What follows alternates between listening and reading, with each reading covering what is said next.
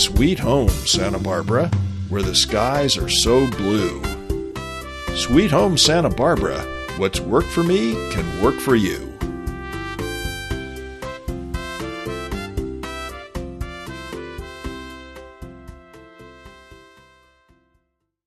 Welcome back, friends and family. This is Jonathan Robinson at Sweet Home Santa Barbara. I'm with my friend and trusty real estate broker, Scott Williams.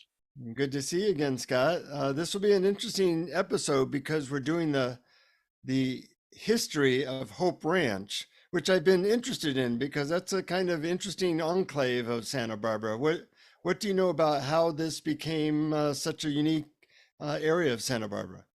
Well, the area of Hope Ranch goes all the way back to the Portola Expedition in 1769. They landed right there at the bottom of Las Positas, came up the valley, and they encountered a Chumash Indian village, a city virtually, that went all the way from the Modoc Road area all the way out to El Sueño, included parts of Hope Ranch. And that was the first time that the Spanish settlers set foot or eye on this particular territory. But it actually was given by the Spanish government to some of their soldiers who had been working as soldiers for about 30 or 40 years. And as they decommissioned at the end, rather than pay them, they gave them 3,000 acres of a beautiful chunk of Santa Barbara. And then when they still hadn't paid them, they gave them another 3,000 acres. So one guy, Naraciso Fabrigard, got 6,000 acres all the way from Las Positas Road all the way out to the airport. That was what was given to him as his pay for 40 years of working for the Spanish. That would be pretty good pay nowadays. So did it make him rich and happy, or how'd that work out? Well, he sold it. And it began its journey towards the Hope family that it's named for. He actually sold it to a sea captain named Robbins, and then was sold to the Hope family. Now, the Hope family acquired it in 1861, and they ran sheep on it. But the Civil War had just come along at that point in time, and the cost of wool went through the roof. And the Hope family became quite wealthy from selling wool. And the family hired Samuel Barber, who was the mayor of Santa Barbara back in those days, to build a 13-room house for the enormous sum of $10,000. Wow. Yeah. And they'll now buy you a really nice door in Hope Ranch, maybe. Right. Absolutely. A door only. Yes. Well, but as the house was being built, Mr. Hope passed away and gave it to his wife. Let's see, what's her name? Della. And Della received as her part of the will, the Hope Ranch, thousands of acres. And wow. She got by just fine with that until the railroad came through. Southern Pacific Railroad built the railroad right past her doorstep there in the late 1800s. And they became aware of this big chunk of land, and they approached her to buy it, and they paid her $200,000 for several thousand acres. Wow. I know that at some point it became kind of an area for equestrian stuff. Was that soon after that, or how'd that develop? That's true. They built a racetrack for trotters, as they call them, and that's a part of horsing. And the place has always had sort of a bit of a horsey feel to it. It was also in these days that after the Southern Pacific Railroad people took it over, they hired a real estate agent and started to see whether or not they could subdivide it, do something with it. They wanted to build a hotel there. That did not work out so well for them. And finally, they sold it off to a development company that planned on creating houses there. Mm-hmm. However, it was in the horse and buggy days still. And so this is about 4 miles, 3.5 miles out of town, which was considered so far out of town that nobody would really want to build a house out there. It's too far away. And so it was actually not much of a success in the early 1900s. They farmed it. They went to San Roque and drilled a horizontal well, instead of a vertical one, back into the mountains, and got an enormous amount of water that they used to fill up Laguna Blanca, that lake there, right as you come into Hope Ranch. That's filled with water from San Roque. And they farmed and had walnuts and orchards of various sorts, but it was just too far out of town. It was ahead of its time. And then finally, its time became or happened. I guess at some point they started to build luxurious estates there. How did that develop? Well, the car came along, changed everything. Then 3 or 4 miles out of town wasn't so bad. And they some of the big architects of the day, George Washington Smith and Reginald Johnson, started to build a couple of estates out there. That happened about 1925. So 1925 to 1930, they began to build some big estates. And of course, then the Big Depression came along, and that slowed things down for a while. But during the 1930s, they brought a lot of things along that were sort of like setting the tone for how Hope Ranch was going to go. That included a private beach club, a polo field, tennis courts, skeet shooting facilities, an archery range, and about 30 miles of trails for riding your horse. Now that you had a car, your horse became more, something you could do for fun. Mm-hmm. And was it all treed and beautiful, or did somebody help make it that way? Well, the people that bought it to start it to develop it, they hired what's his name, Harold Chase, as their real estate man, and eventually they sold the whole project to him to continue on, and he put his stamp on Hope Ranch for the next 40 years, from the 20s to the 60s. Wow. This was sort of his territory. He planted over 50,000 trees and bushes. He really helped tree the place out. And he put his stamp, his stamp is all over Hope Ranch, that's for sure. Interesting. And there's also, the big country club there. How'd that happen? Well, Chase started it up. That's the La Cumbre Country Club.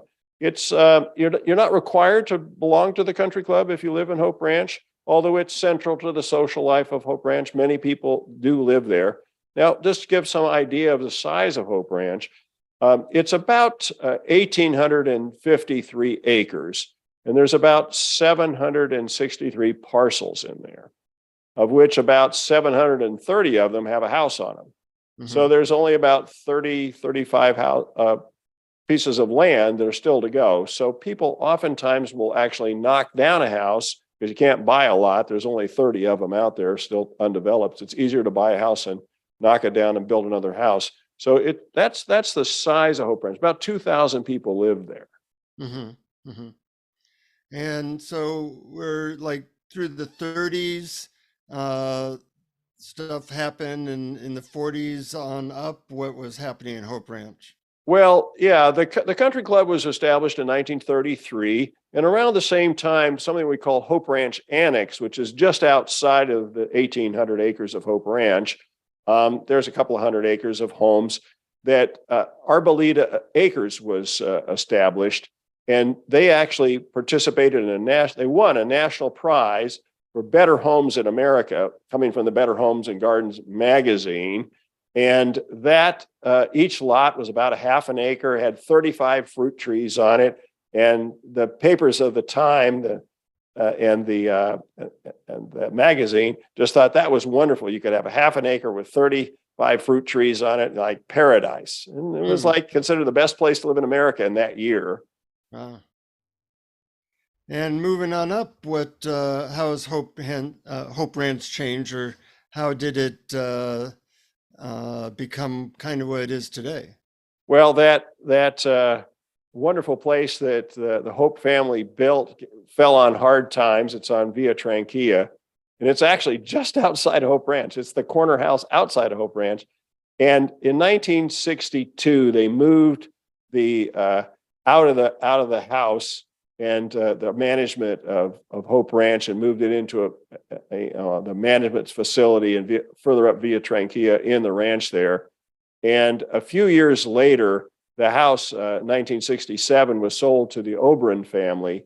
The Oberons restored it. It was really down on its luck. And occasionally they open it still for people to have events there, charity fundraising. And the Oberon family still owns it today.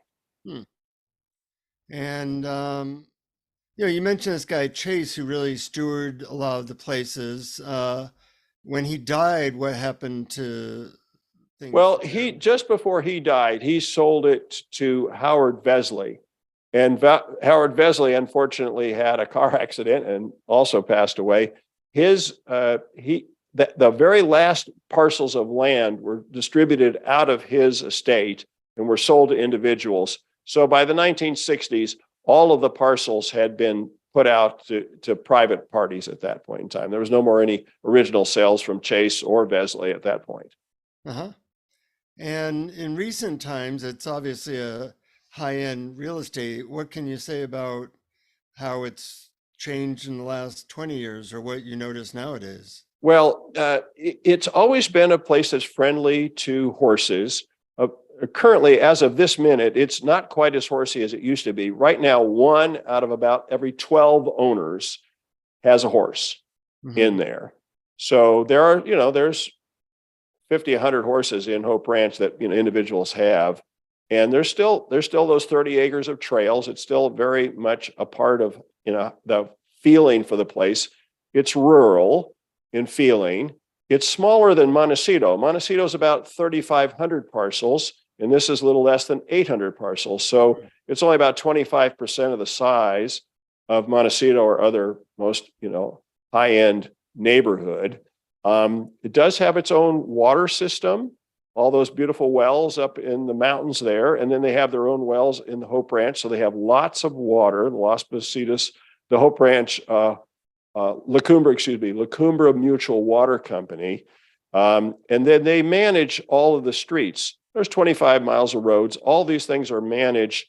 There's a cost of around $1,300 a year per parcel. It's not terribly amount of money. And you get access to the private beaches and not the La Cumbre Country Club, but the beach club and the tennis courts and those sort of things. There is a private K through 12 school in the Laguna Blanca that Mr. Chase gave the polo fields and the land that the school is on. He gave it to them as a gift. So they own their place there, and that will probably continue to always be there. If I'm interested in buying a house or two in Hope Ranch, I would imagine I have to empty my piggy bank at least. Yeah, the so-called average house in Montecito right now, not Montecito, in Hope Ranch, the same true in Montecito, is about $5 million right now. It's quite hard to buy one for under $3 million. The largest single parcels are in the 50-acre range, and they're quite a bit more than that. I would imagine they bring in some good money.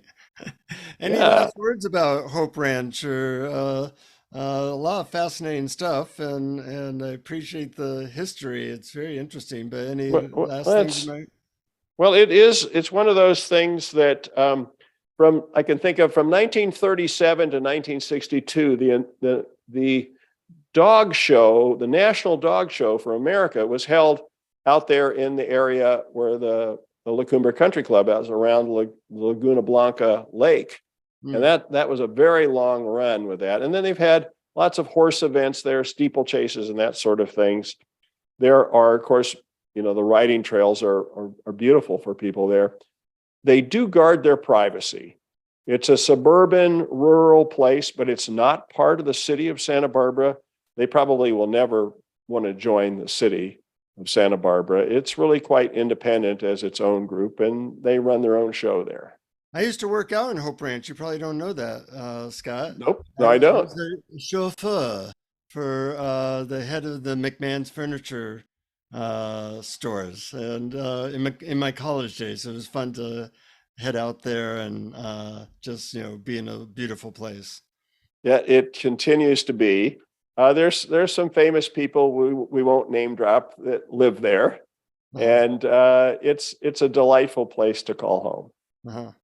Well, thank you. If people want to know more about Hope Ranch or what you do in selling real estate and all over the area, how might they get in contact with you?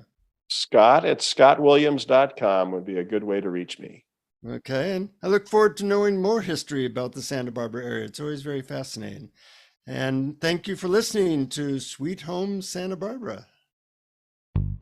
Thank you for listening. Please subscribe to our podcast on your favorite app.